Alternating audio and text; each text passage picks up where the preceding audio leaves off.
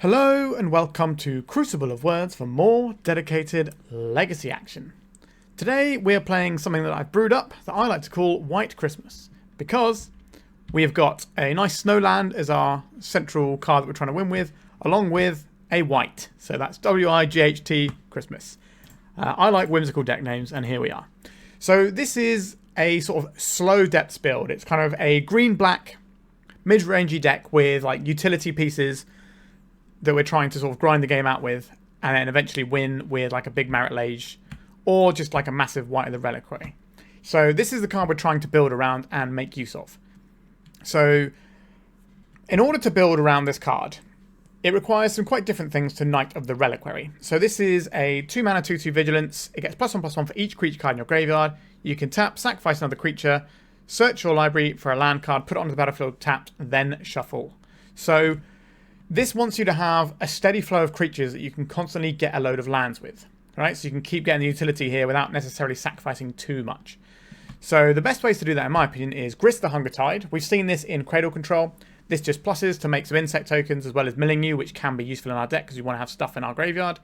So just constantly milling ourselves, getting creatures, so we can just go and get a land every turn. So we'll be developing quite a lot of mana as the game goes on. And because we're developing a lot of mana as the game goes on, we've got a single copy of Field of the Dead in our tech lands, but we'll go more into our tech lands in a second.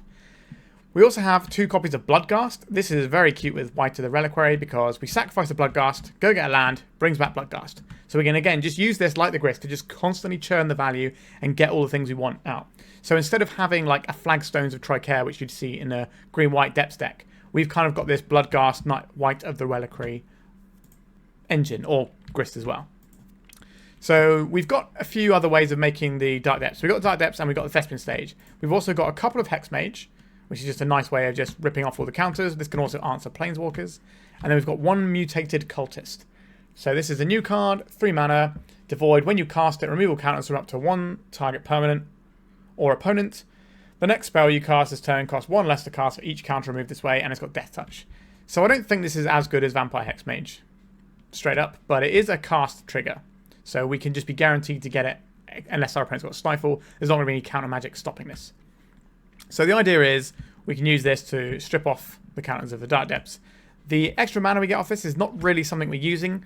I think you could build a deck to try and make Mutated Cultist into a big mana battery that's going to get you a load of mana, but I just think that's too unreliable. But I think having this at least because it's a different effect to Hexmage is nice. It does have Death Touch, which is relevant sometimes, and it's 2 and a black, so it's easier to cast. That's why we've gone for it here. So that's that plan. We've also got some Orcish Bowmasters, which is just a generically good card. It gives us a little bit of removal for small creatures, and then the Grist can handle the big creatures. And this provides 2 bodies. 2 bodies become 2 lands potentially. So there's a little bit more synergy going on there. Because we're a deck that's trying to do stuff with lands, we've got a couple of Life from the Loam buried in there. So if we're milling ourselves with Grist, we can find these, which is pretty handy. We've got Crop Rotation and Elvish Reclaimer, so we can at least try to assemble our combo that way and just find the nice utility pieces as we go. So jamming down an Elvish Reclaimer and basically threatening Bojuka Bog is quite a powerful thing to do in the format right now. And then we've got 3 pieces of fast mana in the form of Mox Diamond. The reason I'm going for Mox Diamond here is because we want to kind of make turn 1 White, turn 2 Grist. That's a really nice curve, and Mox Diamond supplements that. We've got some tech lands here, so we've got a couple of Urza Saga with a small package of Lavaspur Boots. Hasty Marit Lage is good. Hasty Wight of the Reliquary, also good.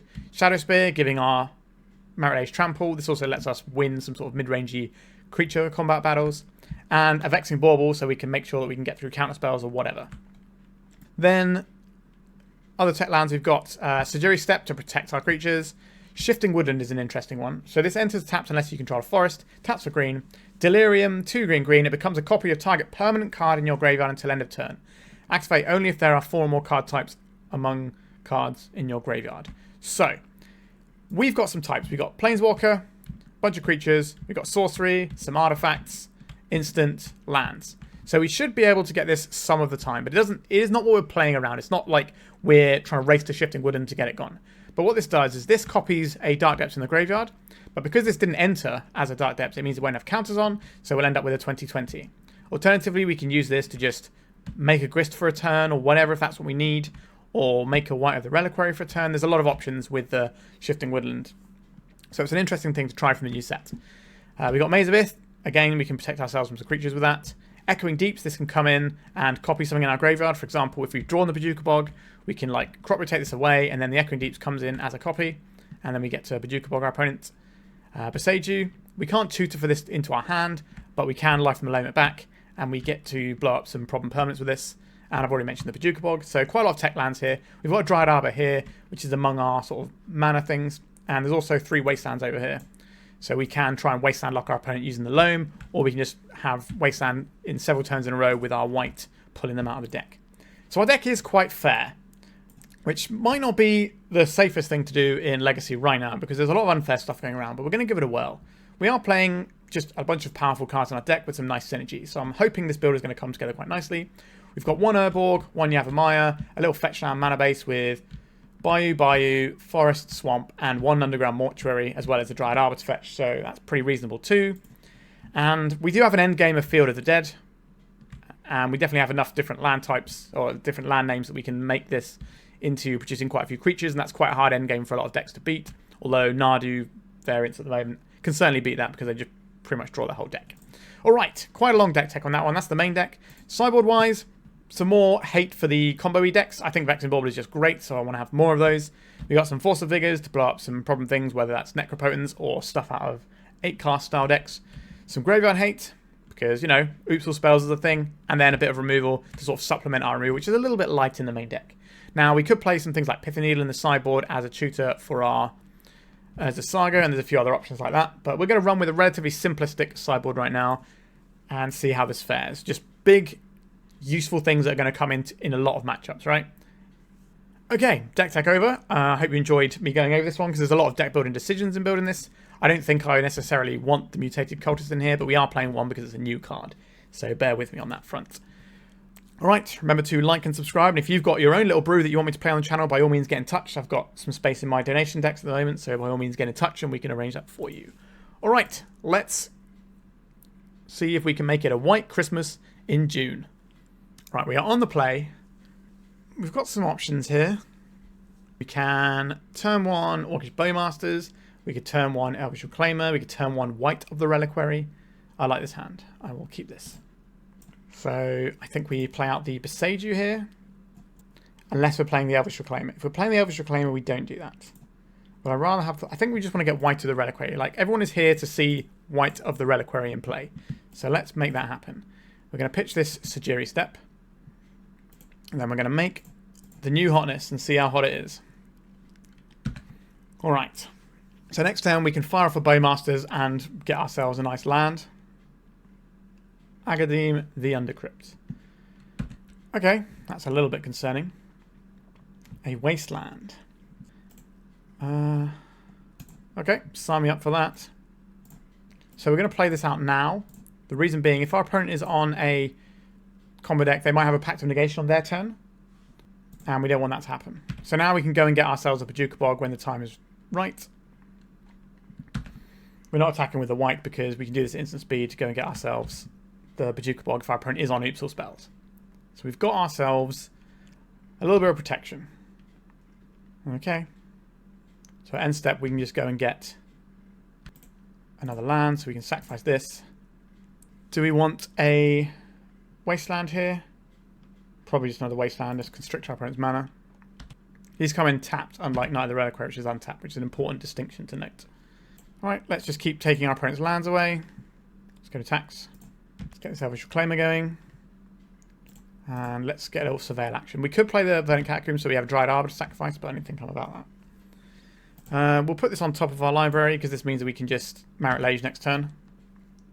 The Wight finds us the Dark Depths. And then the crop rotation finds us the Thespian stage, and then we just go for it. Fellmire. A Dark Ritual. Oakley dokley. An Undercity Informer. Do we want... I think we still want that crop rotation. That allows us to go twice with our disruption. Alright. Here is Verdant Catacombs. I will attack with my Elvish Reclaimer here. Actually, do I need to attack with my Elvish Reclaimer? We do need to get this game won. That's the only thing I'm concerned about. But we can always just make a Marit Lage in our opponent's end step Does our opponent think they can beat through 2 Bojuka Bogs? Maybe they can. 2 uncounterable Bojuka Bogs.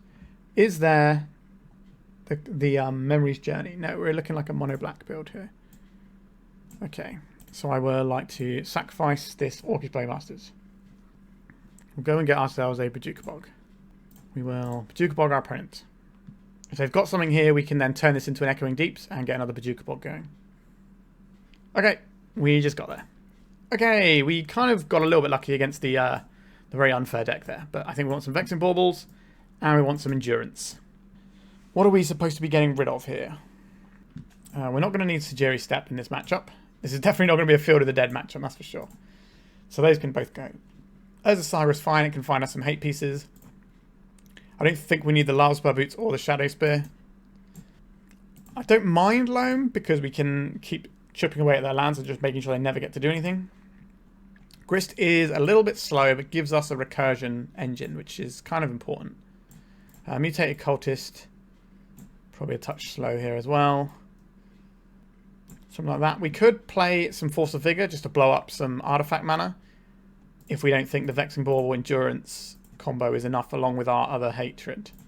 Maybe we want these on the play, on the draw, sorry. So get rid of this Grist. Then what are we chipping away with here? Is it Bowmasters or is there other lands that we can swap out? I don't think we want to get rid of any more lands. Oh, Maze of Ith can go, actually. That's an easy one. Dryad Arbor, Bojuka Bog is obviously very good. Boseiju can hit one of their lands if they play it, so we just want to play the mana denial strategy. Urzasaga finds stuff and also wins us the game. Yeah, it's 2 more cuts if we want to fit these Force of Vigors in. It's probably just a couple of Bowmasters. And we'll try this. I don't know if our opponent's got a pivot plan into something else. Could be Goblin Charboucher, which makes the Force of Vigors even better. Okay, I will keep this hand. There is a bit of tension with Vexing Bauble and Force of Vigor together. But you got to do what you got to do sometimes. Right, so they pitched a Reanimate to this Grief. What would they like to take here? A Vexing Bauble, sure. That makes our play relatively straightforward with the Reclaimer. Now, these Force of Vigors might not do what we need them to do. Right, we're just going to get Griefed here, sure. They're going to take the Elvish Reclaimer, I believe. And that's the correct pick. Our opponent agrees. If all they're doing is doing like a fair Grief beatdown plan, that will not beat us unless things go very wrong for us. I think we'll play out this Boseiju and pass. Can't really cast the Bloodghast for now, but we can worry about that later. So the Force of Vigor, we can hit Chrome Moxes with the imprint trigger on the stack. Right, there is a Lotus Petal. An Undercity Informer. They don't have the mana for this, so we need to draw some sort of interaction right now. One of our 4 Endurances would be nice. Vexing Bauble is fine here too. But we get to see if they boarded in a Charbelcher in a second. This Wasteland doesn't do anything. What does our Orcish Bowmasters do? Also nothing. I guess we play this out and see if our opponent goes for it or if they're just going to carry on beating down until they need to pop it. Right, they're just going to go for it now, which is fine. I think you want to attack first though, just in case. But this deck doesn't really do anything in half measure. Okay, so the Charbelchers are in. What have we got in hand? So the Thassa's Oracle is in there. There's a Dread Return in there. It is, okay. I have seen enough. They didn't see our Endurances, which is helpful. They're already bought in stuff that's good against Endurance, like Leyline of Sanctity and stuff. I'm happy with how we sideboarded here. We're just going to go back in. I don't think we want anything different for being on the play. This one doesn't work for us. We need to have some sort of interaction with our opponent. Okay, this counts as interaction. I will take this. So we get either Endurance or Force of Vigor. Now our opponent is quite like to have some sort of hand disruption. I think in a hand like this, we're probably just putting back the Bloodghast. And I believe we begin the game with an Urzasaga so we can tick towards getting that Vexing Bauble and stopping our opponent from being able to cast Dread Return out of their graveyard. A Boggart Bog, untapped. So our opponent is going for something this turn. It might just be Thoughtseize to soften up our hand, or they could just be going for the full combo. Right, we've got a Grief coming in. So this is probably going to hit our endurance, I would imagine. We've taken the Force of Vigor. And we've got a Culling the Weak. So this is going to be a Goblin Charbelcher line, I believe. There's the Charbelcher. Do they have a Lion's Eye Diamond? They do not have a Lion's Eye Diamond to hand. But they might have a Dark Ritual next turn. Vexing Bauble isn't really the one, is it? We can't cast this Boseiju. Sorry, we can't channel this, but I think we have to keep it in hand. Is playing this Vexing Bauble a good idea? I think so. So we could play the Boseiju out so we can crack the Bauble, but the Boseiju is just a clean answer to this Goblin Charbelcher. If we can find a green mana. Which means any land off the top, because we can go and get the Mox Diamond here. So I think that means we're supposed to hold this Boseiju in hand. And hope our opponent can't just Dark Ritual out. Alright, they're going to do this in their upkeep. Yep, and this will dome us for a whole bunch, and that's the end of that chapter. Minus 32. Yep. Well, we had a nice game one. But I did mention at the top that some of the unfair decks and Legacy might be a little bit difficult for us. Which is the nature of how Modern Horizons 3 has changed the format, where you've got really you got good unfair decks that are turn 1 decks. One of them is a graveyard deck, the Useful Spells deck, and the other one, Necrodominance, doesn't use a graveyard, so it's kind of hard to hedge against both of them in a meaningful way. So that's something that is going to be difficult for us. Alright, let's go to round 2. Alright, I don't like this opener because it doesn't really have any mana, so we're going to send it back. Sure, I'll keep this. Field of the Dead is something we can do later on. That's not really a thing we want early doors. So I think we go Verdant Catacombs. We'll Mox Diamond, pitching our Maze of Ith. And we'll crack this. Do you want a Bayou here, or do you just want some basics? We don't really want to be wastelanded. I think I'm just going to get the Forest here. Maybe that's cowardly, but I would like to be able to play this game. Because if we get wastelanded, we can always just immediately Life from the Loam everything back. And we just don't have to play into that weakness. Force of Will, pitching Dress Down on our Wight of the Reliquary. This game might not be a white Christmas for us. There is a Misty Rainforest. We're trying to avoid... Ooh, Grist is very strong here. I was going to say we're trying to avoid Force of Negation, but I think just the power of Grist in play is too good to pass up. And then we can just start churning the Urza Saga, and then once all that's run its course, we get to do Life from the Loam stuff. Alright, we're in. Let's get this. I think our opponent might be a Phyrexian Dreadnought deck, although Dress Down is a card that you would quite happily see in a lot of control decks anyway. It doesn't tell us everything we need to know. But a lot of people are playing... Okay, we might just be like a bank control deck. So normally... It could still be Bant Dreadnought, but a lot of the Dreadnought decks now have moved to just straight blue-white. So I think we might be looking at more of a full-on control deck. Like, they are a Yorion deck, but that doesn't necessarily tell us everything we need to know. Okay, yeah. We are playing against 5-color beans. Sure. I did see somebody playing a pretty sweet Yorion Dreadnought list not too long ago. Right, so we can go to attacks here. Get our constructs going. It's interesting to discuss which thing we're going to be finding off of our Urza Saga. I think Vexing Bauble is just going to be best against our opponent's Beanstalk here. So we're going to get Wastelanded off. 5-color decks with Wasteland. What a world. We don't get to choose our tutor right now, but that's fine. Okay, what are we going to get back here? Boseiju, Urza Saga, Catacombs feels pretty good. We can get this Saga running. I think that's the correct thing to do here. It doesn't really get to play the Reclaimer right now, though. But I think the Saga is the better way of winning this game, because we need to be able to damage our opponent's life total, and being able to get the Vexing Bauble will stop a lot of their free spells, like Solitude and Force of Will, possibly Force of Negation, stuff like that, which can slow down their draw engine off of the Beanstalk. We have a Boseiju, so we can get back our Grist. If our opponent misses a land drop, we can just try and grind through all of their stuff with the Boseiju. Well, I'm going to dredge this. No, not this turn. A Wight. So we can attack here. I'll make a token, force extra point damage here. We can use this Verdant Catacombs to go and play our Reclaimer in a sec. Let's get Bayou. Am I worried about a Wrath is the question. We've got pretty good follow-up, so I don't mind the Wrath too much. Putting in multiple threats is probably the best place to be right now. If they tap out and wrath us, then we can play a Bloodghast with haste. Or we can Urza Saga construct, give that haste. Get a Wight of the Reliquary with haste. So we've got some options available to us. We've got a reasonable beatdown plan going. A Tundra. Definitely looks like Supreme Verdict's mana. Alright, nope, they just off it. And we have the additional threat here. They know that our Urza Saga is going to the bin, so we've got 10 points of damage showing. Alright. Force of Vigor and Vexing Bauble seem great here. I don't hate the Endurance, but I don't think that's how I want to play this game. What do I not like? The Bowmasters looks pretty solid.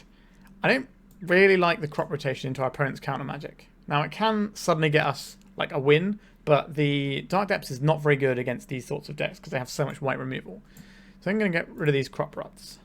I don't think I want Shadowspear. I do like the Lavaspur Boots though. So we'll keep that one in. And then the Maze of Ith is unlikely to be what we want to be doing here. Do I want the Bojuka Bog? It's fine. Field of the Dead is actively good. Are we getting rid of one Dark Depths? It's not very good against our opponent's deck. I think we'll go for something like this. We could just board in some Endurances and just have more and more threats. But it becomes a point of how are we fitting these things in. I think we want to be true to the engine that's in our deck. The best way of winning this game for us is going to be wastelanding our opponent into the dirt. It's certainly a weakness of these Beanstalk decks. Well, interesting. We can wasteland into tapped wasteland. A hedge maze. I will very much be snapping off this wasteland. We get a second black source. We can make our Hex Mage a ponder from our opponents. And shuffled off of that ponder. I would like a wasteland, please. This is a tapped wasteland, so our opponent does get another turn. There is a brainstorm. Feels like our opponent might be digging for lands. Just got that vibe. A Misty Rainforest. Okay, so they found a land. I'm going to play this out and get Bayou because I want to have black for our Hex Mage. I'm going to play this whilst we can hold up. I don't think our opponent's got days in their deck. But it's free to play around it here and then fire off this wasteland. Okay. We've got a threat. We follow up with a Hex Mage quite soon. A Caracas. Okay, we're not doing that. And a Plow. Sure. A Bloodghast. Is that better than Hex Mage here? It's a weird world, but I think it is. We don't want to leave our Hex Mage exposed. Whereas if we can find a wasteland and take this Caracas out, that'd be good. Bloodghast is one of my all-time favourite Magic the Gathering cards. I absolutely love it. I think it might be my favourite creature. It's just a simple little guy. Well, I'm also quite partial to a Mire of Sands, so say what you will about me for that one. Okay, they left a card on top with their archive. Right, another land. Okay, let's get attacking with our Bloodghast. I think I want this Thespian stage out. We can turn it into another Bayou if we need to. If our opponent plays a wasteland and taps it for some reason. Right, we can go and get a basic forest. That's a snow-covered forest. So I quite like having that. That gives us a basic, as well as a different name for eventual Field of the Dead shenanigans. Let's go to attacks. Do I think our opponent has an Endurance in their deck? Possibly. Do I care if our Bloodghast dies with Endurance? No. Okay, we'll play this Verdant Catacombs. This gives us the ability to go and get our Surveil land if we need to, the Underground Mortuary, and get a little bit of value on that one. A Brainstorm. No Bowmasters on our end. I don't think we fire this Force of Vigor off on just a Beanstalk. We want to try and nail two things at once. A Ground Seal. Okay. That shuts off our Life from the Loam. Basic Plains. So now we're going to get our Surveil land. Let's have a look at our deck. What is it going to yield for us? A Boseiju. I don't hate the Boseiju. It's not really advancing our game plan is the only issue. We have this covered anyway. I think I'm going to put this into the graveyard. We're looking for more damages or, you know, as a saga, that sort of thing. Orcish Bowmasters is great though. I will certainly take that. I don't want to hang this out. Our opponent's showing us wastelands. We don't want to have to deal with that until the time comes. Alright, little Bloodghast. Another basic from our opponent. There's a lot of basics in their deck. A Ponder. Is this where we jam a Bowmasters? I think it is. Get extra value, get a bit more clock going. Maybe force our opponent to respond. A Dress Down. We can't fire off this Force of Vigor, sadly. But we've made our opponent spend a lot of their mana this turn. They did not shuffle with the Ponder. Another Ground Seal. Okay. That doesn't do anything here. It allows us to Force of Vigor and take both these out if we find a Life from Loam. But we're only running 2 Life from Loam, so it's not like that's our number 1 plan. Just try and get some damages in. So one of these threats comes back anyway, so I'm okay to play out this Reclaimer here.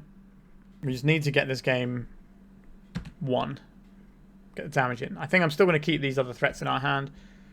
If we can find a Wasteland, which we can obviously do with the Elvish Reclaimer, we can take out this Karakas. But our opponent's going to have some amount of Plough and Leyline Binding going on. Especially now they've got the Xander's Lounge, they've got Domain. Is this going to be a Supreme Verdict?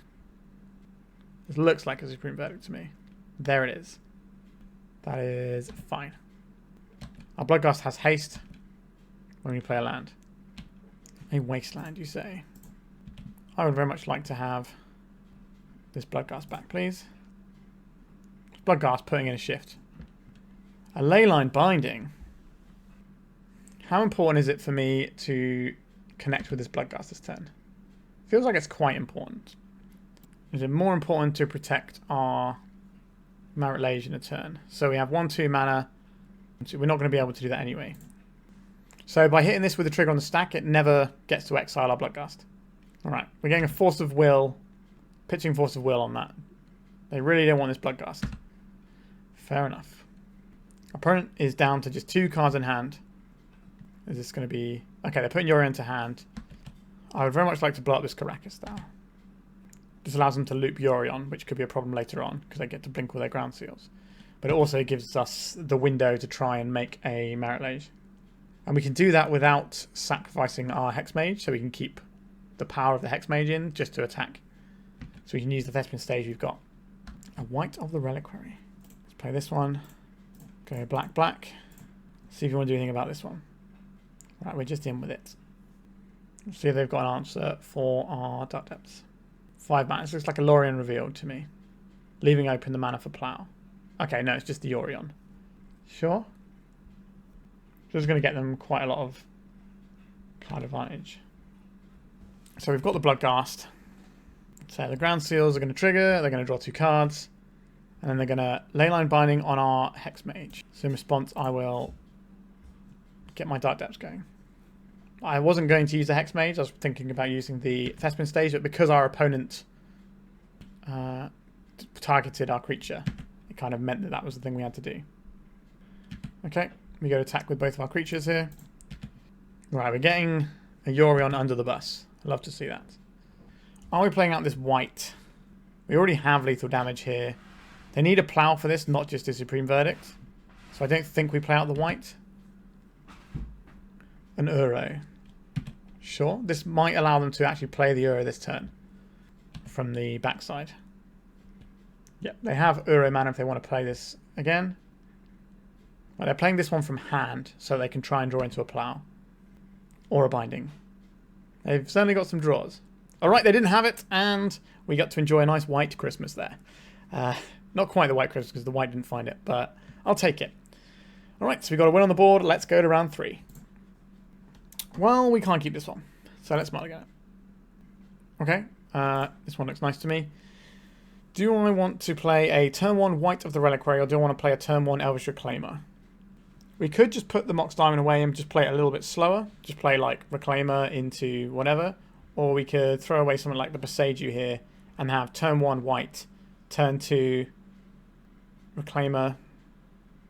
How good is this Wight going to be compared to... I think we're just going to throw the Mox back and sort of play into the grindier angle we have here rather than 2-4ing ourselves straight up. Okay, we might be looking at some kind of Cloud Post deck here. Alright, very happy about our choice to throw away the Mox Diamond there. I will take that. If this is the Cloud Post deck, I think you lovely people got to see me record with this yesterday. And boy howdy did that deck look good. Okay, so we want to get black mana here. So we're going to go get ourselves a Bayou. And then we're going to cast an Elvish Reclaimer. And we're going to try and wasteland our opponent to the dead. They've got basic forests as well. We're hoping to not see an Urza's Tower this turn. Because then they can have 4 mana, play the One Ring or Karn, and things go a bit wrong. Okay, a Planar Nexus, not so bad. A Life from the Loam. So we can get the wasteland, we can just go to town with it. So I think that is our job here. I don't really want to play this Yawgmoth out, because that does help our opponent a bit. Because they have green spells in their deck. So I think that means we're playing out the Urborg here. And we're going to get a wasteland, we're going to wasteland our opponent, and then we're going to continue to do that sort of thing until our opponent doesn't get to play the game anymore. They're cracking the bauble. Yeah, this Cloud Post deck is very scary. I think it's great, to be honest. Big fan. Another Planar Nexus. Okay. So they could have a Disruptor Flute here, which they can name Wasteland with. Okay, they did not do that. That's something I am a fan of. So we want to fire off a Wasteland. We also want to play this Wight of the Reliquary. So we'll just start attacking our opponent's land now. Let's see if they spend this mana or anything. They did not. So we're going to bash for 3 here. And we're going to follow up with our Wight. And then we can just start trying to Loam lock our opponent. And just beat him down with our guys until... Like, we can go and get some additional Wastelands. Urza's Tower. So our opponent's got 5 mana now. They can do the Sowing Microspawn if they filter the mana. The One Ring. That's pretty good. Alright, One Ring. What is the plan here? Right, we're going to cast Life from the Loam and get these back. That's step 1, I think, here. So we can still target their stuff. We just can't target them. Do we take out the tower here, or do we just keep attacking the Nexus? I think it's the tower. If we had 2 Wastelands now, that'd obviously be a very different story, but that's not where we're at. So now we can play this without fear of our opponent's Vexing Bauble countering it. So we can sacrifice this Reclaimer and turn it into a Wasteland, and we can Wasteland our opponent twice next turn. And that sounds like a thing I'd like to do. If we can mill into a Bloodghast, then we can be doing 2 Wastelands every turn. Another Saga. Karn the Great Creator. Sure.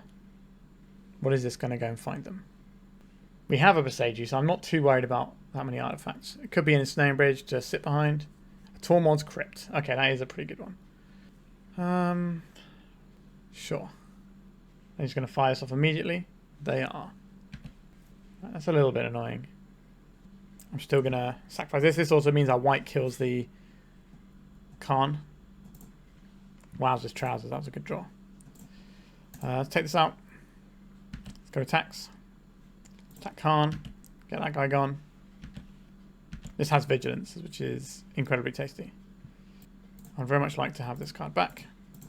Let's just keep attacking our opponent's lands. I would love to dredge over a Bloodghast. Sure, you keep drawing cards. They're going to get wastelanded every single turn. Until the One Ring kills you. Having played what I'm assuming is like 70 to 75 cards of our opponent's deck before, I'm pretty sure I can work out how they're going to get out of this one. They're just getting rid of our Mox. That's perfectly reasonable. Our Bloodghast start getting haste soon as well, with this One Ring ticking down. Opponent has to go to clean up because they're drawing lots of cards with the One Ring. I'd very much like to dredge this Life from Loam. I didn't find what we wanted, but that's fine. So these 2. Continue the plan. There's a decent selection of creatures here as well. Just going to keep the Karn down and just keep Loam locking people. I love Loam locking people. Where is my Bloodghast? Yep, you keep digging with that One Ring. It's going to hit them for 4 in their upkeep. That's going to put them to 7. So if we can mill over 2 creatures with our dredge, we can just put our opponent dead. Ancient Stirrings. Okay, our opponent's on a different build to what I was playing yesterday, I think, for you on the channel. A Bojuka Bog. That's a good one. They have played their land for the turn, though. Which also means they can't crop rotate into it. Okay, they've turned the One Ring into a creature. But it is tapped. Let's dredge that Life from the Loam. This is our last Life from the Loam as well. Because the other one got exiled already. What do we find? 2 more creatures. That's 7. That is lethal. So we go to attacks. Very much like to get back this wasteland. If we're going to lose these anyway, I may as well get stuck in here. I'll play this wasteland out. We'll very much be hitting our opponents. I think the Planar Nexus cuts them off the most mana here. But the Avamaya, like if they're going to have mana, they're all going to be able to filter it through. Take this out. They could crop rotate here. They did not crop rotate. Alright, one ring trigger. Glacial Chasm might save them here, but we have access to another wasteland because we have this Dryad Arbor. Alright. The Wasteland Loam the Wasteland Loam deck seemed pretty good against our opponent who is trying to make lots of lands. So Force of Vigor is going to be useful here to get rid of things like Disruptor Flute, to get rid of things they get off of Karn. I don't care about our opponent's Vexing Bauble. They don't care about ours, so that can go. What lands here do we not care about? The Sejiri Steppe is not going to be doing anything in this matchup. The 2020 is actively good. The Bojuka Bog is only going to stop our opponent's Echoing Deeps. And I don't think that's worth having. Field of the Dead can be okay here. This isn't really the matchup for it, but it might be okay. We could board in some Shoulder's Edicts to deal with our opponent's Karn. I don't hate that as a plan. Although we have Hexmage and Mutated Cultist. They're both pretty good against Karn. So maybe we don't need those. Maze of Ith isn't really necessary here. Like when they start making big guys, they're big. They get the Myco spawns, we don't care about those. I don't like the Bowmasters very much in this matchup. But they are two bodies for Wight of the Reliquary to get us two Wastelands. So I think that's probably worth it. Maybe we'll trim one for a Shoulder's Edict. Also, Grist Hunger Tide is destroy target creature or planeswalker, so we can blow up the Karn that way. Do I want this Endurance just as a way of beating down? Is that better than having access to something like Orcish Bowmasters here? I think it might be. Like I said, this is two bodies though. But Endurance beats down harder. I'm going to try that Endurance. We can also save our own stuff if we've only got like if all of our Wastelands are in the graveyard, they try and Tormod's Crypt us, we can put them back in our deck and then pull them out again. We have 2 turns to draw a land if we keep this hand. If we don't draw a green land, we don't really get to do anything. I think we can do better. This hand is pretty ugly as well. Alright, we're going to go a bit lower. Okay, I think we can keep this one. So we've got 2 crop rotations as 2 wastelands. Force of Vigor and Boseiju both good here. We don't need a second one. Do I want to keep 2 crop rotations? I think I do. Which means we want to keep the lands, which means we're probably getting rid of the Force of Vigor and we can use the Boseiju if we have to. Because we don't want to pitch 2 cards. So Disruptor Flute is a thing they can play to obviously disrupt us. Let's just start the train rolling. I'm here to do one thing, and that is wasteland all of my opponent's lands. A Boseiju. That does not require a wasteland. What is this Ancient Stone is going to find our opponent? An Urza's Tower. It doesn't do anything on its own. It requires the Nexus. It does give us a turn to develop our mana this turn if we want to. Shifting Woodland. We could just get another wasteland here. I'm down to clown with that. I can see that I'll get the Mortuary this turn. But just having the onboard wasteland so we can wasteland twice is pretty good. A Disruptor Flute. So this is why we have the Boseiju. This is going to name Wasteland. There it is. There's a Mortuary. Okay, so we play out the Verdant Catacombs here. We get a Bayou. We hit the Disruptor Flute. And then we continue wastelanding our opponent into the dirt. They do get 1 turn to cast some spells this turn. So if they have a Myco spawn, they can kind of pop off in a big way. That card is really good. Planar Nexus. Alright. A Karn the Great Creator. Sure. What are they going to get here? Okay, they're plussing. That's kind of terrifying. We'll get ourselves a Bayou. Go this Disruptor Flute. They do get a land off of this. So now I think we wasteland the Nexus here. Upside. A crop rotation. Another Nexus. Let's do our Mortuarying. Mutated Cultist. That kills the Karn, so I think the problem is if we want to crop rotate and get a wasteland right now, we can't do this. I guess we want to leave it in our deck so we can answer the Karn. Crop rotate, let's get rid of the Bayou rather than the Mortuary because this is different names for the purposes of Field of the Dead if we get into that. Let's check this out because this pumps up their Cloud Post as well. want to keep our opponent off the mana to Mycosynth Lattice lock us. They might go and get a Tormod's Crypt here. So they can do a big Myco spawn here and absolutely bury us. Right, 1, 2, 3, 4, 5. Now they're 1 mana shy of kicked Myco spawn. Right, here it is. Yeah, so we're just so far behind of trying to waste on our opponent. We can't do this on the draw very effectively, which is why this new Cloud Post list is so strong. Disruptor Flute. I think we're going to lose our Wasteland. Yep. And now they can do stuff with Karn as well. They're just plussing the Karn on nothing. Look how far behind we are. That's the danger of this new Cloud Post deck. I don't think we can come back from this. This is 3, 4, 5... 3, 4, 5, 6 mana, so next turn they just Lattice lock us. Yeah, and we can skip that up. Yikes, that was pretty scary. Do we want to do anything differently here? Do we want the Endurances? They do beat down quickly. And they beat Myco spawns, whereas our Bowmasters don't in combat. So I think we are right to keep the Endurances in. Yeah, I think we just go back in and have the virtue of being on the play this time. Like, our hand might have been fine on the play. Alright, we can assemble a Wasteland lock here. And that's worth doing. We do need to find another land. That is the one downside with keeping this hand. But our deck is 30 mana sources. So it is 50% to draw a mana source. Because Mox Diamond works with the Dark Depths. But any mana source gets us into the Wasteland town. And we're not too far off of just making a Merit Lage either. Leyline in the Void. Sure. We want to Bayou here. Let's get our elf down. Now we can still Wasteland our opponent a few times. But I think the plan is now make a big 2020. Because we can't reliably bury all of our opponent's lands. Now if we find something like a Boseiju, then we can obviously change how we approach this. We need to find a land this turn. Ideally... Oh, a Wasteland is a pretty good land, isn't it? Are we just wastelanding our opponent? Is that going to get us where we need to go? The other option here is to hold the Wasteland and turn it into a Dark Depths, an Urborg at end step. And then we can just play the Mutated Cultist and see if that's good enough to beat our opponent. Super Copy and Cloud Post. Do we have the time to mess around with that? If I just Bayou, go and get our Urborg. We have choices here. We can Wasteland, or we can just go for a 2020 and say, can you beat that? Opponent has a decent amount of mana. I think we're supposed to Wasteland here, because this is 4 mana. That's for the One Ring mana. So I think we're just going to say, this is so annoying. I would like to Mutated Cultist and put 2020 on the stack.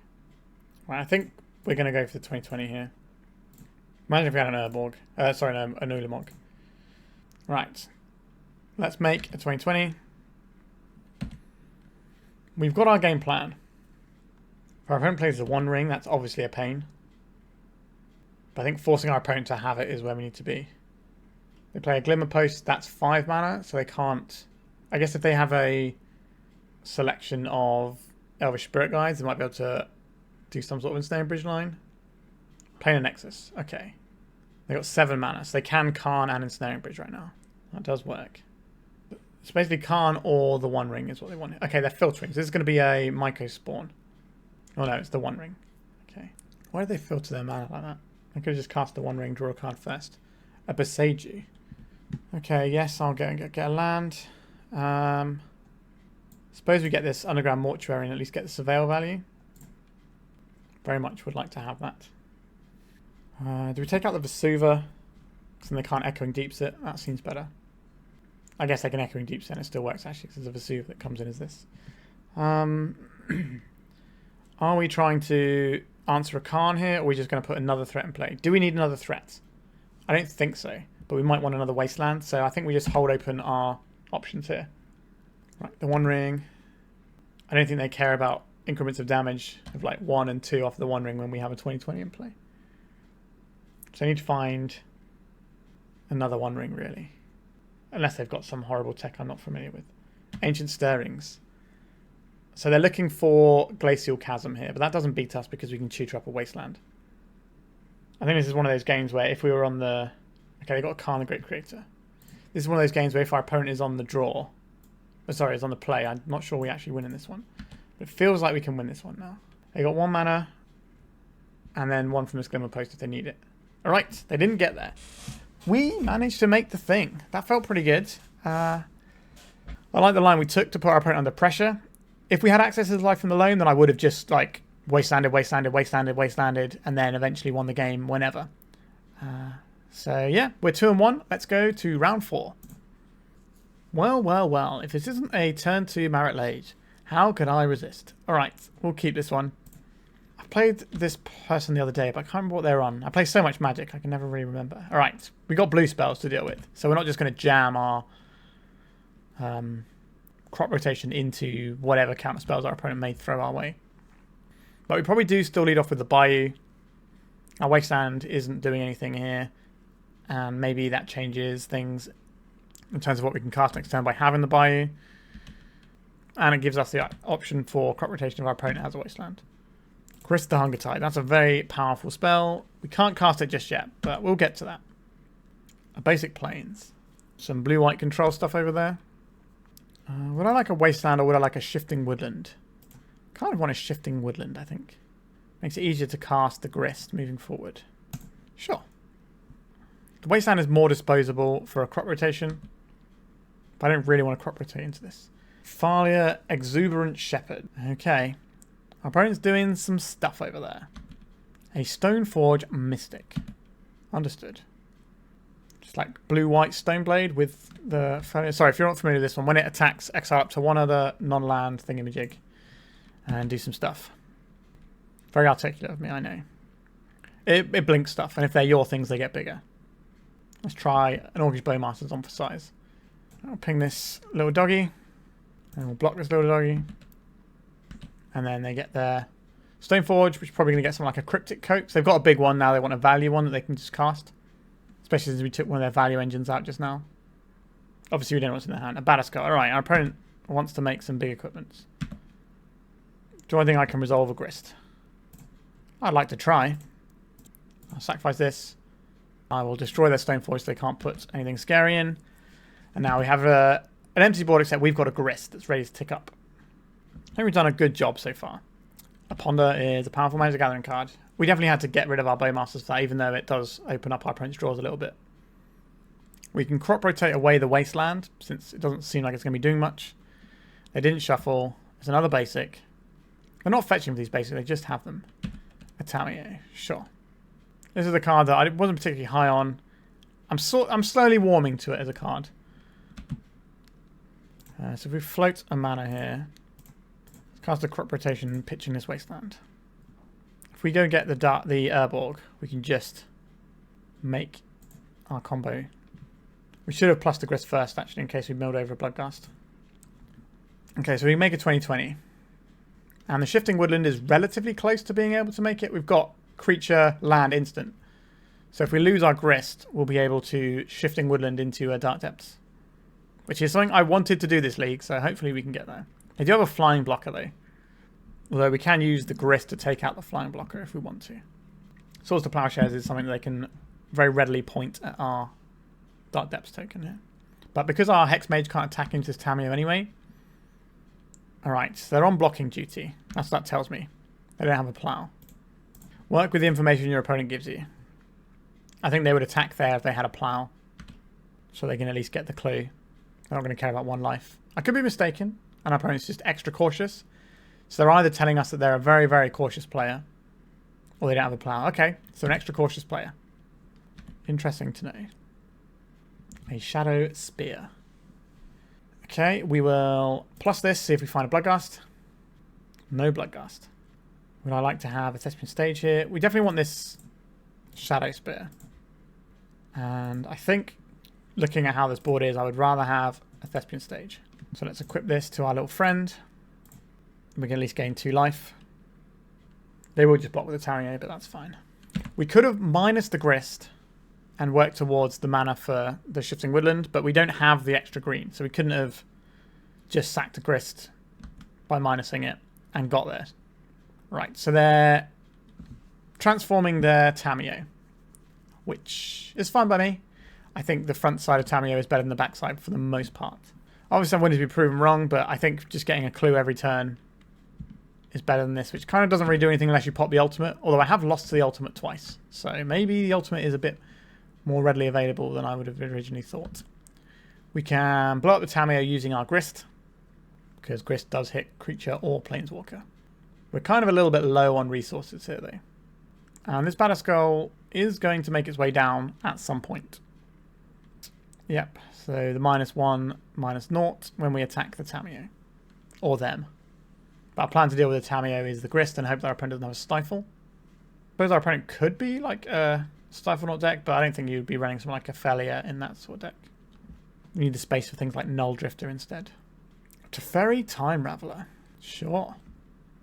We're going to bounce our little insect token. Not unexpected. A Wight of the Reliquary. So I think we equip this to our friend. This will attack the Teferi. We'll get -1, but it only needs to deal 1 damage to Teferi. Then we -2 the Grist. Sacrifice this. Kill the Tamiyo. Play a Wasteland to play around potential Dazes. And then once it's in play, we'll Wasteland their Flooded Strand. A Force of Will. Pitching a Ponder. So I get Flooded Strand. That keeps them off of Batterskull for another turn, so we can kind of grind a bit more value with this Grist, who has done some real work already. We do need to get another green source for our Shifting Woodland. We also need another card type in our graveyard. We've only got land, creature, and instant at present. No land drop. They might just not be playing the land drops out. Echoing Deeps. Okay. That gives us a Marit Lage's turn if we want it. So let's mill over, see if we find a Bloodghast. We did not find a Bloodghast. So this comes into play as a copy of Dark Depths. And we now have access to a Marit Lage. So our opponent can't tap out of white mana unless they put a blocker in play. Sure, they've got another little dog.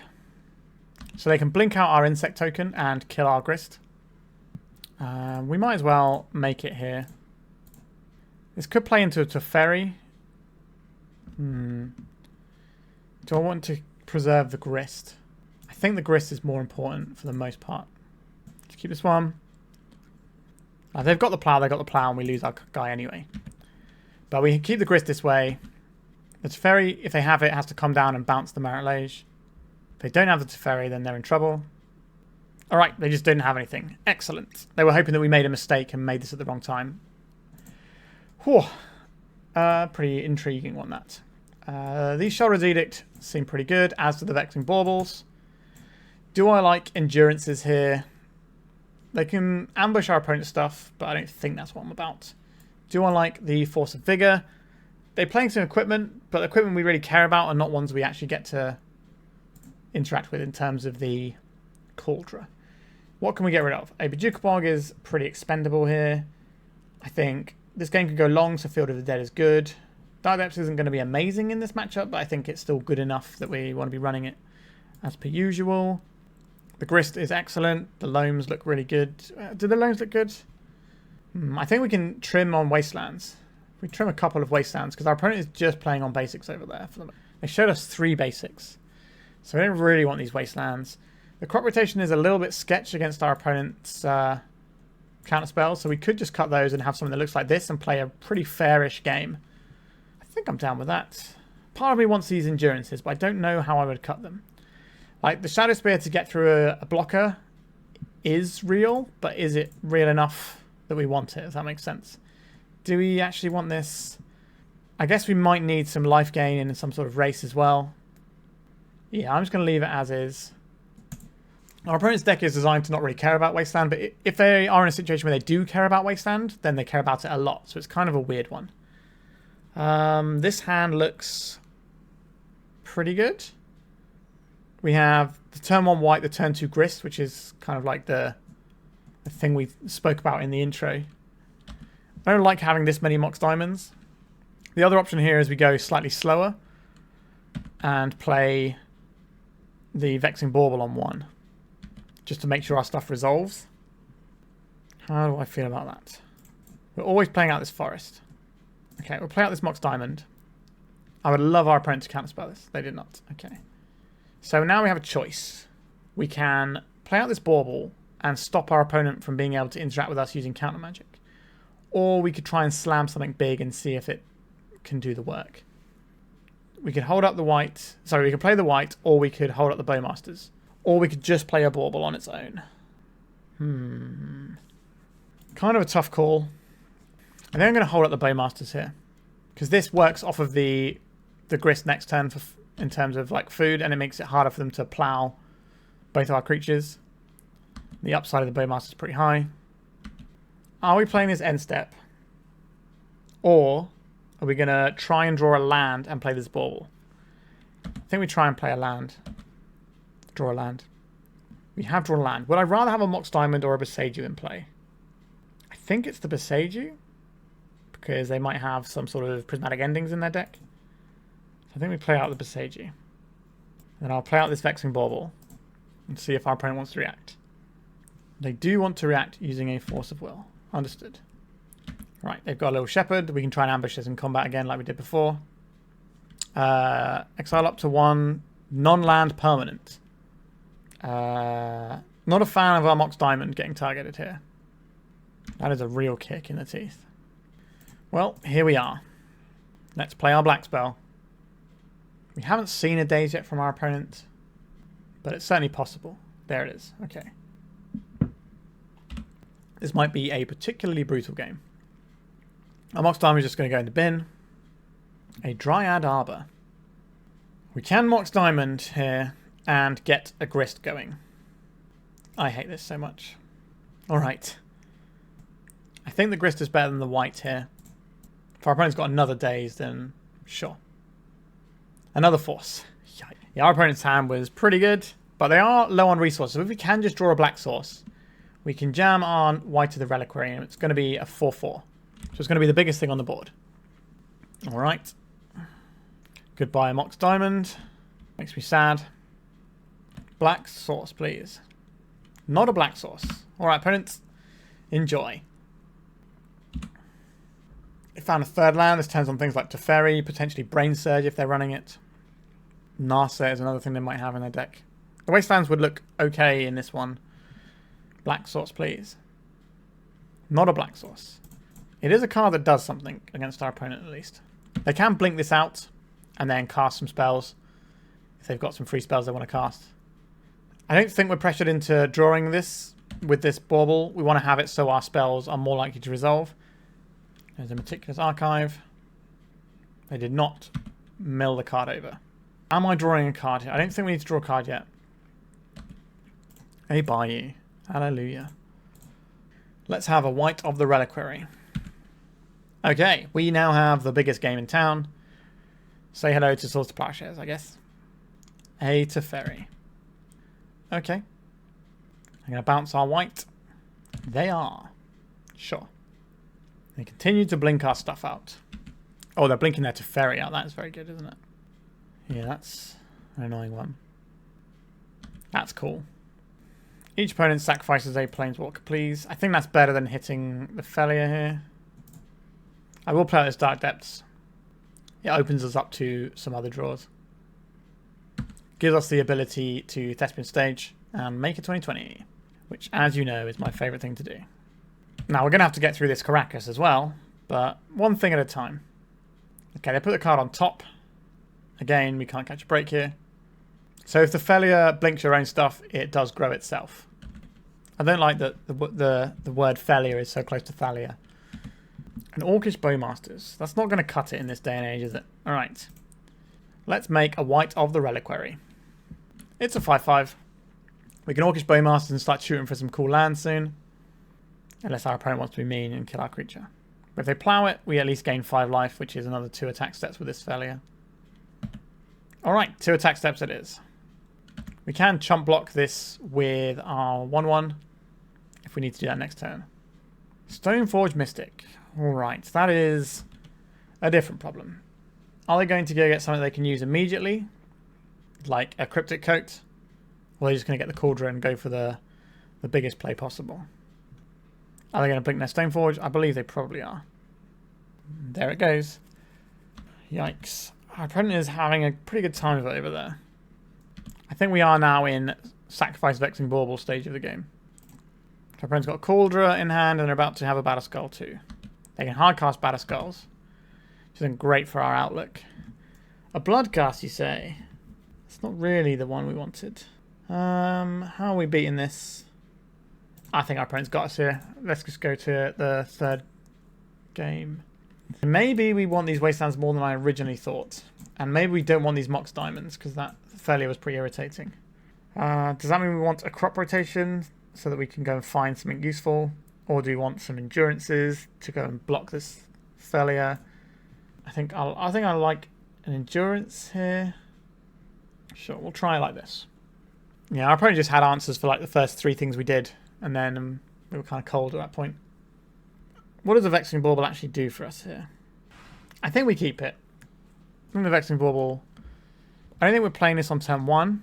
I think we're turn 1 we're just getting our Underground Mortuary going. Orcish Bowmasters. That is a good card. Now I kind of wish we had the Bauble in play. But depending on what our opponent does, we can play a Wasteland, play a Bauble, use our Wasteland. Alright, they played a basic island that they just naturally drew again. Sure. There's the Orcish Bowmasters we knew we were having. I think I want the Wasteland here. I think I will cast the Vexing Bauble.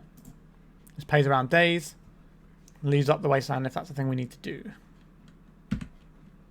Leaves us a little bit in danger from a Stoneforge Mystic here. We just got to sort of play it as it lies, really. Like, the Maze of Ith can keep a Cauldra at bay for a while, so I'm not the most worried about that. But it's certainly an irritating thing that we have to make sure we don't lose to. It's going to be hard to attack through that with conventional means, which means we're going to be very much on the Marit Lage plan if they have a Cauldra in play. Unless we can Shadowspear Edict it away. So it just narrows our options in the game if they have that. Alright, another basic naturally drawn. There is the Stoneforge that I just said I didn't want to see. Are you going to get a Cauldra? They are going to get a Cauldra. Alright, opponent. I see how it is. I will play a Maze of Ith. We now have your Cauldra covered. And if they somehow get rid of it, we do have a Loam to get it back. We've got this Bowmasters we can fling down at some point too. Prismatic Vista. More basics. But at least we have Wasteland for the eventual Caracas. I don't think we're firing off a Bowmaster here. I think our opponent might use it in our end step.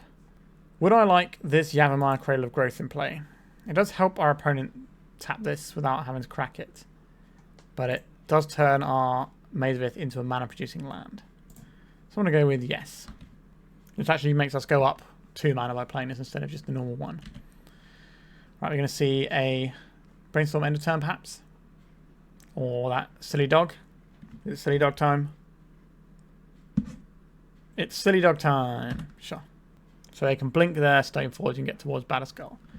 Well, this is certainly an opportunity. And I am going to take it with both hands. I would like to ping down your little doggy, I think. We might be able to get both creatures here if this Brainstorm goes through. Okay. It didn't go through. But if they attack with this, they have to blink out our army, which I don't think is the thing they're going to care about doing. We shot for the stars and we missed.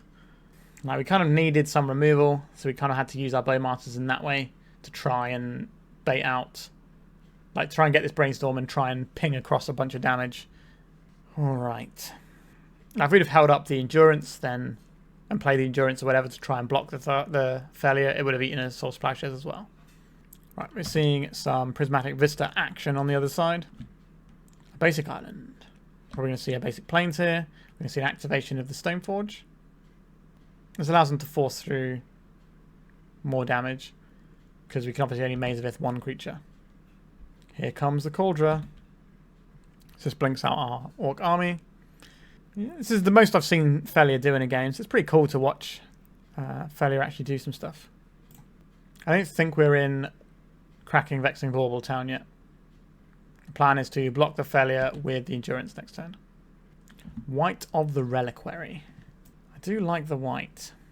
We could just take the 5 here. We could play the Wight and the Endurance, take 5 and sort of get the most out of what we've got on board. I like that. That Flooded Strand is almost certainly going to get basic if our opponent has one. We're going to see a Plough here. A Ponder, sure. Have to make a choice with our Endurance whether we want these cards back in our opponent's deck or not. Another Ponder. So if we put the Ponders back in our opponent's deck, they will have more Ponders to find the things they want. So we probably aren't supposed to do that, but I haven't seen a Murktide Regent, but why wouldn't you play a Murktide Regent in this deck, right? Just seems too good. I guess you don't really want to blink it with your failure, but I don't know. I believe our opponents should have a Murktide Regent in their deck somewhere, so I will Endurance them. It is a bit awkward giving them all those cards back in their deck, but it means future Orcish Bowmasters are better. Alright, we got hit. Poor little Wight of the Reliquary. What's our opponent doing here? Another equipment. Pre-combat. A Cryptic Coat. Sure. Okay, so this is quite a good thing to blink with the failure. That's why they're doing it. This will blink the coat. I'm pretty sure that's what's going to happen here. I guess I could blink the Stoneforge. But yeah, blinking the coat seems good here. So we'll let this resolve. We'll cast this. We will put these cards back in their deck. And then we'll gobble up this failure. Take the 5.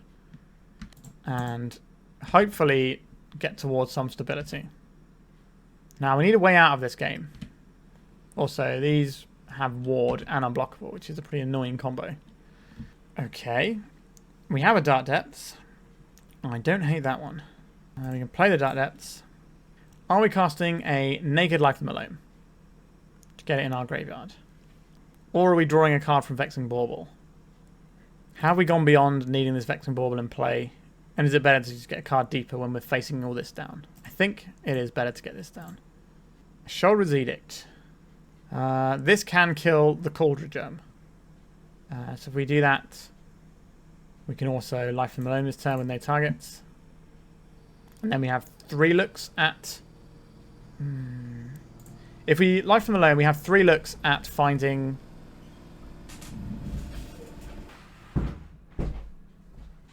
a Thespian stage. But we could also find some Grist, which are pretty good. Right, I think we're on just loaming our way out of this game now. So the Vexing Bauble is down, so we don't have access to anything to stop them Force of Willing, but they have hardcast Force of Will mana as well. And they probably don't really need to add anything to the board. They can just play at instant speed by just blinking the coat at end step here. I don't think we have the time to be removing counters manually off our Dark Depths either. Teferi Time Raveler. That makes our Shoulder's Edict look pretty bad. Goodbye Endurance. So we're going to take 5 this turn. And we don't get to use our Shoulder's Edict because we now want to use it on the Teferi. Get out of here, Phyrexian Germ Token. He's got 3 cards in hand. Potentially holding up Swords to Plowshares mana right now. Another Stoneforge. This will get them the Batter Skull. It's all slipping away right now. I think we need to make a Marital Age token and hope our opponent doesn't have an answer to it. I think that's the stage of the game we're in now. Which is a stage of the game I found myself in many times playing Magic the Gathering. I left a card on top of their library as well. The hits just keep coming over there. Right, let's dredge this Life from the Loam. That was a big swing and a miss. What is our route to winning this game? Suppose we could Wasteland this. Wait, so if we need 5 mana to cast this and the Bloodghast. So 1, 2, 3, 4, 5. And we get to keep the Maze of Ith around. So we spend 2 mana to get this back. We play this out. 1, 2, 3, 4, 5. So I guess we can't cast this Life from the Loam, is what you're telling me. So we need to Shoulder's Edict something away here. What do we do? If we Shoulder's Edict away the Germ token, that's less threats for us to worry about. But this Teferi is still annoying. But I think we have to... Because the cloak tokens are not non-tokens because they're actual cards from the top of our opponent's deck. So if we go creature token here, we go black and this. And that'll get rid of the Germ token. Now they might be able to re-equip, which would be a different and equally annoying problem. But one thing at a time. I think we cast this. No targets. So we can block a Stoneforge, and then we can knock back a Stoneforge. But if they have the mana to equip the Cauldron complete, we can knock it back with the Maze of Ith. But then the Teferi is going to be ticking up, making our life pretty miserable. We don't have the most amount of life to work with. Alright, so just sending in the unblockable one. Only the one with the coat is unblockable, but they both have ward. This is ward 1, ward 2. Yeah, okay. That's a lot of ward. Back to basic. Well, that's just rude. What use is a Bloodghast on this board? 0 use. Okay. Play this Urborg out there. Oh, we've got Bloodghast in the graveyard, actually. That is not very exciting, but I'll have it. So, we have one more Maze of Ith activation. Are we attacking Teferi here? I think we are. And this is 2. This is 3, 4, 5, 6, 7. But we can knock one of them back. But they've got a Batterskull incoming, so we can't attack with Endurance, actually. Oh. Yeah, our opponent's got a lot of hateful stuff in their deck for us here. I think our opponent's got this one. It looked so good in game 1. A little Vigilance Worm. Not Worm. Germ, even. So we're still holding out for that Marit Lage plan. But it's getting increasingly unlikely to happen. Well, I hate this. I hate this a lot. Because this has ward 2, so this is going to tap down all of our lands. Just so we don't die this turn. Hate that a lot. How do we get out of this jam? I think the answer is we don't. Our opponent's got 5 minutes on the clock, so that's plenty of time. And there's a Saga. So we can play another Bloodghast. That doesn't help us. We don't get to do this. This is just unblockable. Yeah, our opponent's got us. The squeeze was on. And we just couldn't get through all of their horrible things. So that is 4 rounds in the book. We are currently 2-2. But we've had a lot of games of it, right? 1-2s in both of our losses. So let's go to the final round and see if we can get that positive record. Well, well, well. This opening hand is a bit awkward with the double depths here. And the Shadowspear we don't really want in our opening hand. I think we're going to mulligan this one. Okay, I'm down to clown with this one. Absolutely, 100%. So the Dryad Arbor pitches the Mox. We play the Wight. Then next turn, we play the Swamp. And the Bloodghast. I think we're going to get rid of the Shifting Woodland. We're kind of relying on this Mox Diamond to come into play. But I believe. Hopefully our opponent won't just cast a little Blink Dog. That was very rough last round. Ancient Tomb. Chalice for 1. Chalice for 1. Well, our hand doesn't care about Chalice for 1. So I will take that. We do care about some other things our opponent can do, though. Like Blood Moon, potentially. So, what is the plan here? We definitely cast the Mox Diamond. And I think we get rid of the Dryad Arbor still. I think we do play the Swamp. Alright, if we can get this Wight ticking, we'll be doing well for ourselves. There could be a blue deck. So, you don't see it that often, but the 8-cast decks used to run Chalice in them. Things have changed quite a lot since then, but people can revisit old tech. A Cloud Post. A Grim Monolith. So our opponent's on some sort of colourless Cloud Post deck. Trinisphere. Oakley dokley. Well, we're not casting that, but we are playing out our Bayou here. We'll cast our Bloodghast. We'll go to attacks. We'll attack with the Wight. And now it's attacking. We can sacrifice our Bloodghast. We can go and get... I think it is just a Wasteland here, looking at what our opponent's doing. I think that makes the most sense. It's Wasteland. This means we're also crashing for 4 as well. This brings back our Bloodghast. This is what I wanted to do. This was the dream when I built this deck. I just want to do Bloodghast things with my little white friend. Suva, that's going to be a Cloud Post. Just the One Ring. Thought Not Seer. Alright, we're going to lose the Bowmasters, but because I didn't play the One Ring, I don't care about that as much. Do I want to trade my Wight of the Reliquary for a Thought Not Seer? Not particularly. Okay. That's pretty good, isn't it? I think we attack with the Bloodghast to see if our opponent makes a mistake here. Alright. This is free to do. Because it comes back anyway. My little friend. Back in town. So now we can wasteland our opponent first. Take this Cloud Post out of action. Get it gone. And then we can just make a Marit Lage in our opponent's end step. This is White Christmas. That's for sure. Glimmer Post. Doesn't put you above 20 life. So that's alright for us. Manifold Key into their own chalice. Okay. Don't mind that one. You gonna bash? You're not gonna bash. I would very much like to sacrifice this Bloodghast, please. Get this Dark Depths. Get back the Bloodghast. That is what Magic the Gathering is all about right there. I had a great time. So, our opponent is a colourless Cloud Post deck. This means we want some Force of Vigors for sure, and probably want some Sheoldred's Edicts. What do we not require? Bojuka Bog is not going to do anything for us here. The Sejiri Steppe is also not going to do anything. Maze of Ith might do. I will knock back some of their little threats. I don't think we want Vexing Baubles here. We've still got a lot of space to find. Orcish Bowmasters is going to be good against the One Ring. Mutated Cultist can kill opposing Khans, so we definitely want that. The Grist can kill the Khans. Is it Mox Diamonds because we don't want to get hit by Khans? But we kind of need the burst of mana to get our wastelands up and running. Let's try it like this. And we need to cut a couple more cards to squeeze all this in. What is the cut here? Grist is kind of slow, but is very good if they're on a slower plan themselves. Maybe Grist is just too slow here. But it's so good with Wight of the Reliquary. I think if we're in like some Eldrazi beatdown, we're going to want the Shadowspear and the Lavaspur Boots to then connect before our opponent gets to untap and do gross things.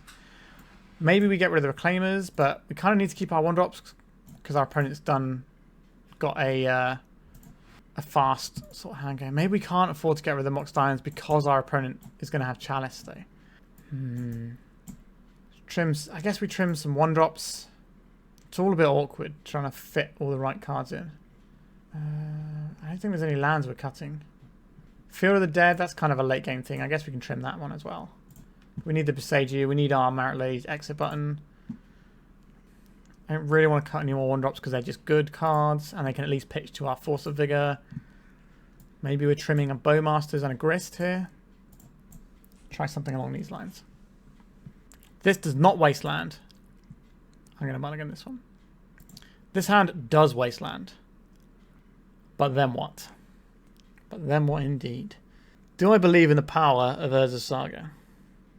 We only need to find a green source here. I will keep this. I think we'll get rid of one of the crop rots because they're likely to get buried underneath the chalice for one. Leyline of the Void. Alright. Our opponent does not want us to have any fun here. Which is pretty reasonable because our way of having fun is stopping our opponent from having fun. Chalice of the Void. X equals 1. Alright. We suspect this was going to... Oh no, this is X equals 0. They don't want us to have any Mox Diamonds. Intriguing. Our opponent's got 2 cards in hand. Just Chalice only counters 3 cards in our deck. That's not a land. Are we hitting this Ancient Tomb right now? Just trying to slow our opponent's roll. I think that's what we're doing. Right, we've got 2 more Wastelands buried in our deck. If we find a green source, we can crop rotate because our opponent didn't Chalice for 1. That might mean that they have another Chalice. They just didn't want to use their Grim Monolith activation on a Chalice. Or they don't want to get their Manifold Key caught under a Chalice like they did last game. Eldrazi Temple. We're going to see a Thought-Knot Seer, I believe. There it is. Alright, what would you like to take from our hand? It's probably the crop rotation. I could be wrong though. They might go for the Sheoldred's Edict here.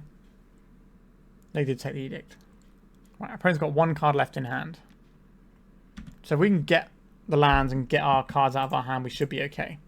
If we can draw a land on the turn this pops, we can cast a 2-drop because we go get the Mox Diamond and we discard. And that allows us to play a 2-drop on that turn. We're a little bit under the gun here.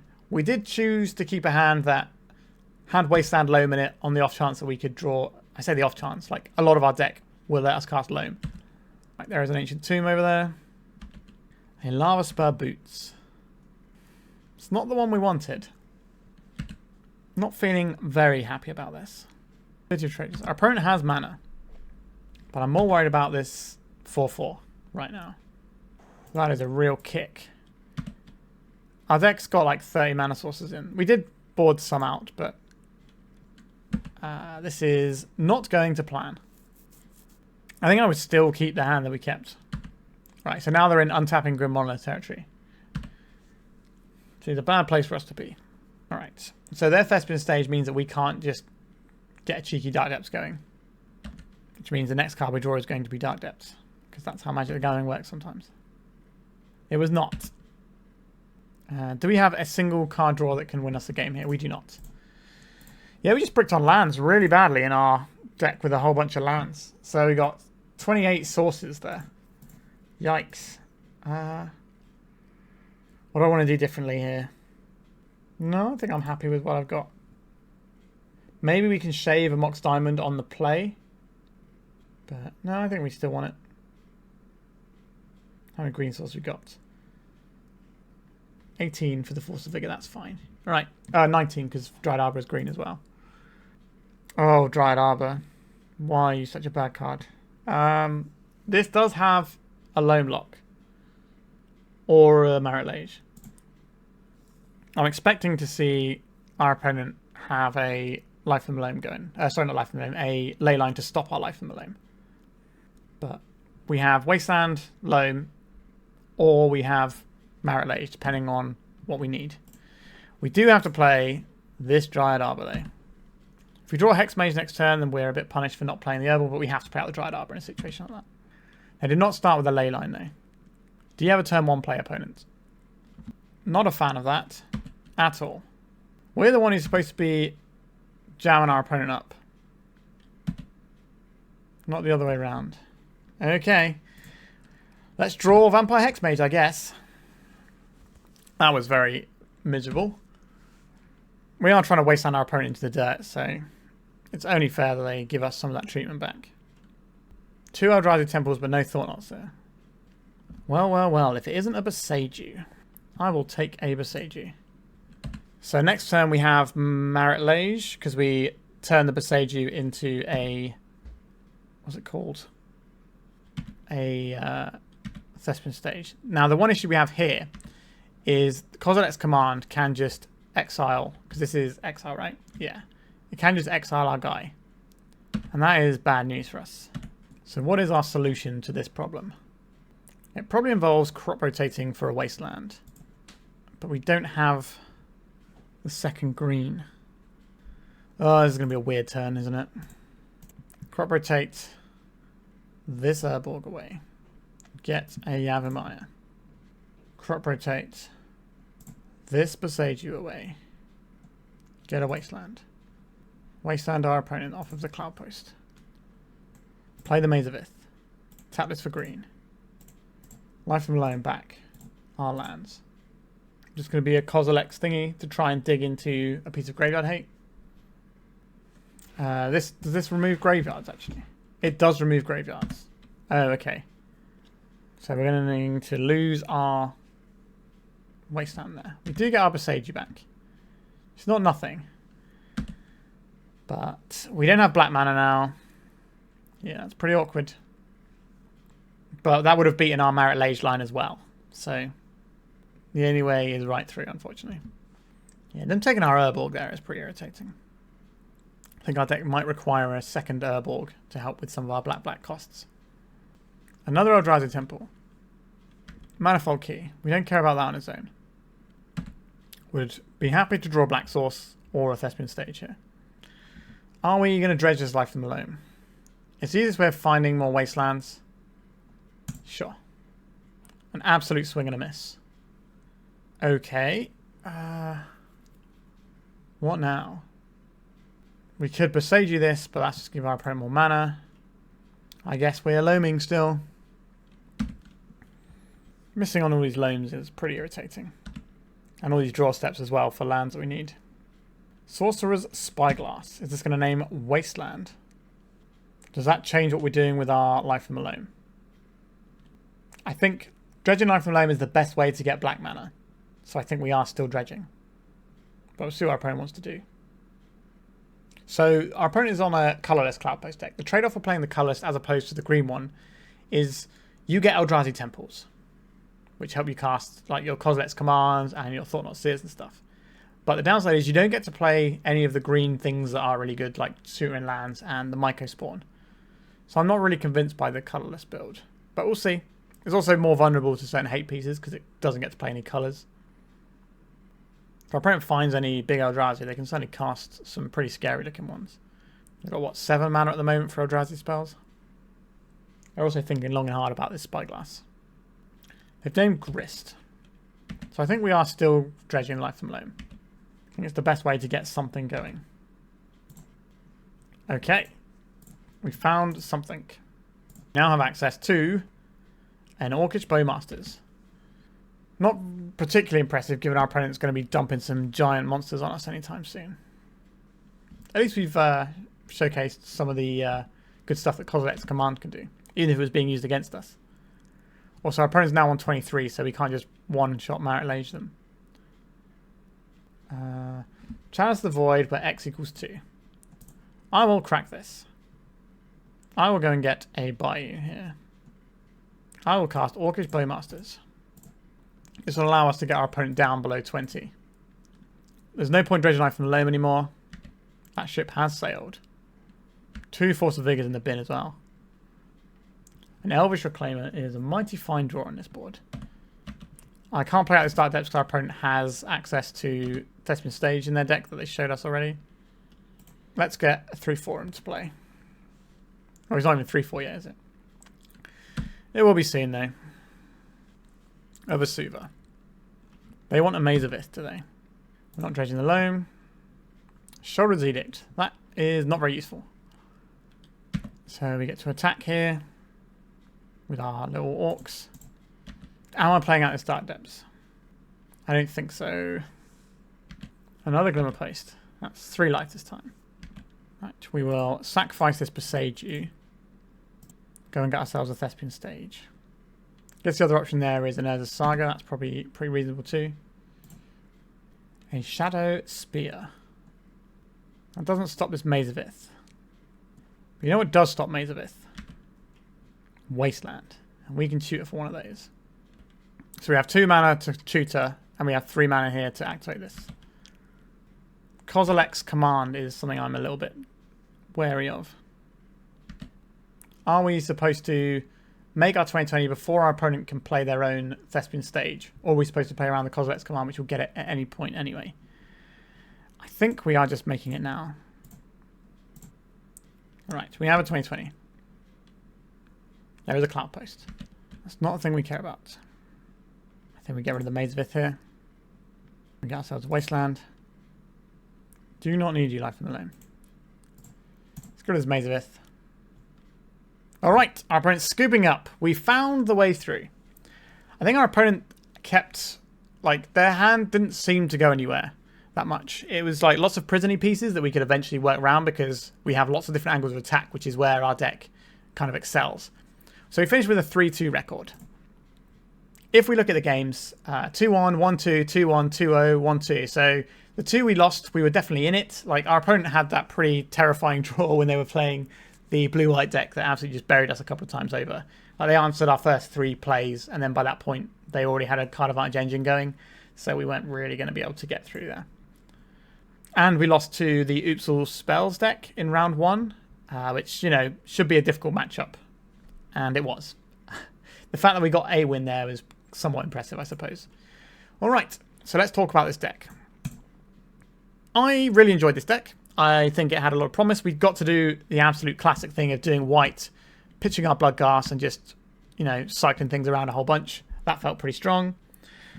Doing it with Grist felt great. Grist is a card that a lot of people play as a one-off as a Green Sun Zenith target. But the amount of times I play decks, I just want more Grists. It just feels like one of the best things I'm doing in my deck whenever I have it. It's so strong. Having more of them than just one you can tutor for feels like a good place to be. Obviously, we're not running Green Sun Zenith here, so we're not doing that whole thing anyway. But I think more people should be running more copies of Grist. That's one of my takeaways.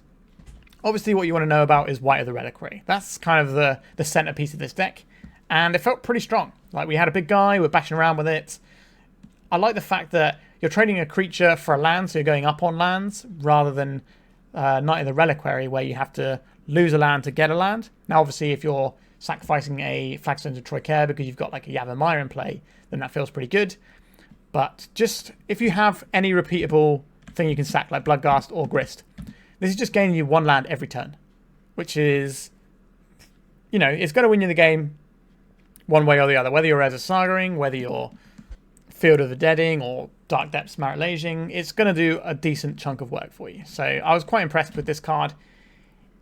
The Mox Diamond to play this on turn 1 felt really strong too. The Urza Saga package was not really a thing we did very much with, but that's going to happen sometimes. I think we're also a little bit unfortunate with our mana, but I think that might also be a symptom of how we built the deck. I do feel like we want a second Urborg in the deck, because we do have the Hexmage Depth combo in there, and we do have these Bloodghast that were sometimes not the easiest thing in the world to cast.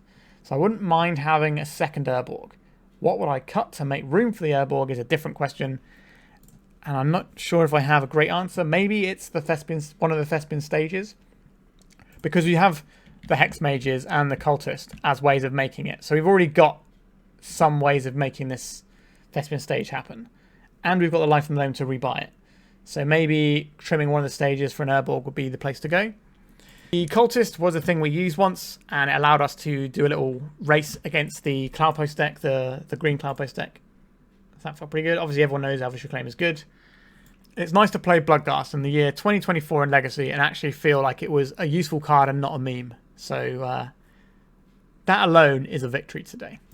Sideboard-wise, yeah, we had tools. You could probably clean this sideboard up and make it a little bit more focused. We just kind of had, like, I want this big splashy thing to deal with this. You know, let's blow up some artifacts and enchantments. Let's mess with the graveyard. You know, let's have some more removal. Let's have some more stuff for combo decks. And this is also stops combo decks, or, you know, halts combo decks a little bit. But it also gives us a way of forcing our spells through against control decks. So I kind of like the flexibility of Vexing Ball. I think it's a really strong card. We didn't get to the Shifting Woodland. We were close. Again, we were kind of not necessarily having the mana to do this. So maybe we need to have a little think and tinker with the mana. I think having the extra Urborg would certainly help. I'd like to squeeze in another Bayou perhaps, but I don't really know how we'll go about doing that. Or another Underground Mortuary. But I don't know where the room is here. And that's a bit awkward. So the Cultist, the one time we actually did stuff with the Cultist, it would have been the same with a Hexmage, basically. So it didn't really shine as a different thing, but being an on-cast trigger is relevant to get through some counter magic, and it does have Death Touch, which is not nothing.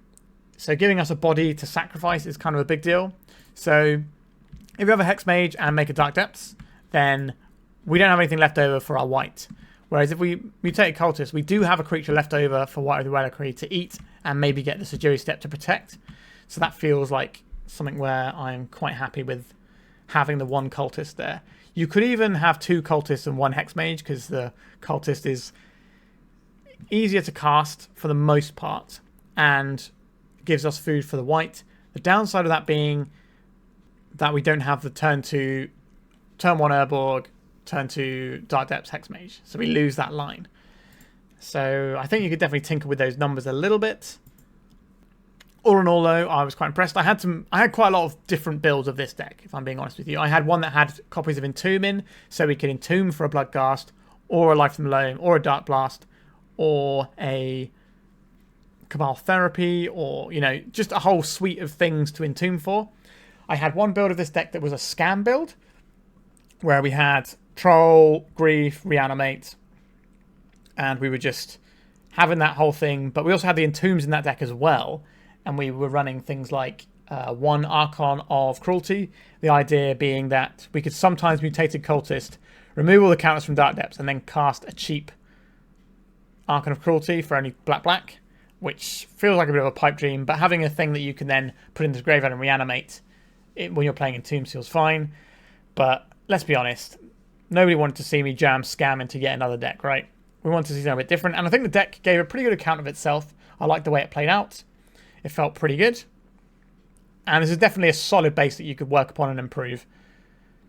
It does make me sad that Mox Diamond is incredibly expensive in paper though. And it's not a card I have, so I'm unable to build this in paper, which is a real travesty because this is kind of my jam. This is a bit like what I used to play a long time ago when I first got into depths. I used to play slow depths with like Dark Confidence and all that sort of jazz.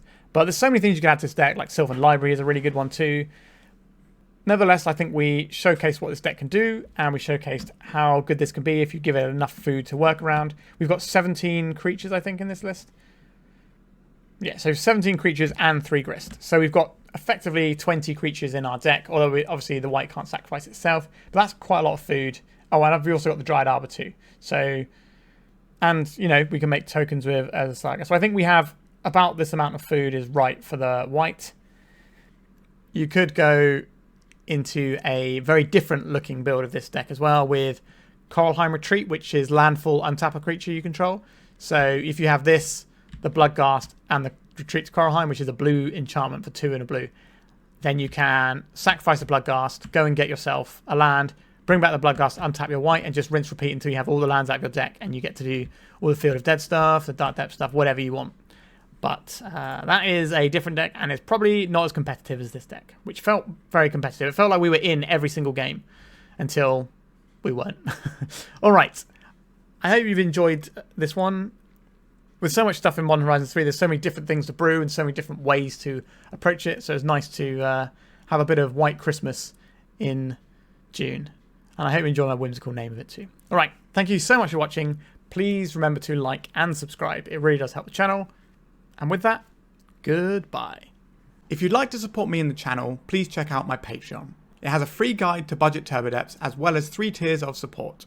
A low cost one that enters you into my monthly raffle for a free donation deck on the channel, a mid-tier subscription that gives you access to my detailed turbo depths guide that is updated every month as well as regular articles, and lastly the higher tier gives you all of the above as well as a monthly donation deck for my channel. If you're interested in supporting the channel this way, please check out the link in the description.